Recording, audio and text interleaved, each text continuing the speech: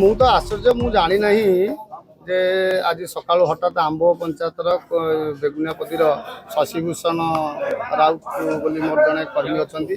ସିଏ କାଳେ ଏମ୍ଏଲ୍ଏ ବାବଦରେ ଆମର ହାଟଡ଼ି ବ୍ଲକର ଜେଇ ଯିଏକି କ୍ଷେତ୍ରମଣି ମାରାଣ୍ଡିକୁ ଫୋନ୍ କରିଥିଲେ ଯେ ଆମର ଏମ୍ଏଲ୍ଏଟେ ଅଛି, ଆପଣ ଆସିକି ଲେଆଉଟ୍ ଦେବେ। ତାର କ'ଣ ବୁଝିଲା କି କ'ଣ କଲା ମୁଁ ସେ ବିଷୟରେ ଜାଣିନି। ତାକୁ କହିଲା ତୁମ ଏମ୍ଏଲ୍ଏ ବହୁତ ଅଧିକ ହେଉଛି, ତାକୁ ମୁଁ ତୀର ବିନ୍ଧେବି। ଏ ବାବଦରେ ମୁଁ ଜାଣିଲା ପରେ ତାକୁ ନିଜେ ଫୋନ୍ କରି ପଚାରିଲି, ଆରେ ତୁ କ'ଣ କହୁଥିଲୁ ମୋତେ ତୀର ବିନ୍ଧେବୁ? ତାକୁ କହୁଛି ନା ମୁଁ କହିନି। ଆଉ ମୁଁ ସେ କାମଧନ୍ଦା ବାବଦରେ ତାଙ୍କ ସହିତ କଥା ହେଉଥିଲି, ତାଙ୍କୁ କ'ଣ କହିଥିବା କଥା ମୁଁ ଆପଣଙ୍କୁ କିଛି କହିନି। ସେଠୁ ମୁଁ ପଚାରିବାରୁ ସେ ଶଶିଭୂଷଣ ବାବୁଙ୍କୁ କହିଲେ ନାଇଁ ସିଏ କହିଲେ ତୁମ ଏମ୍ଏଲ୍ଏ ବହୁତ ଅଧିକ ହେଉଛନ୍ତି, ଆମେ ତୀର ବିନ୍ଧୁ।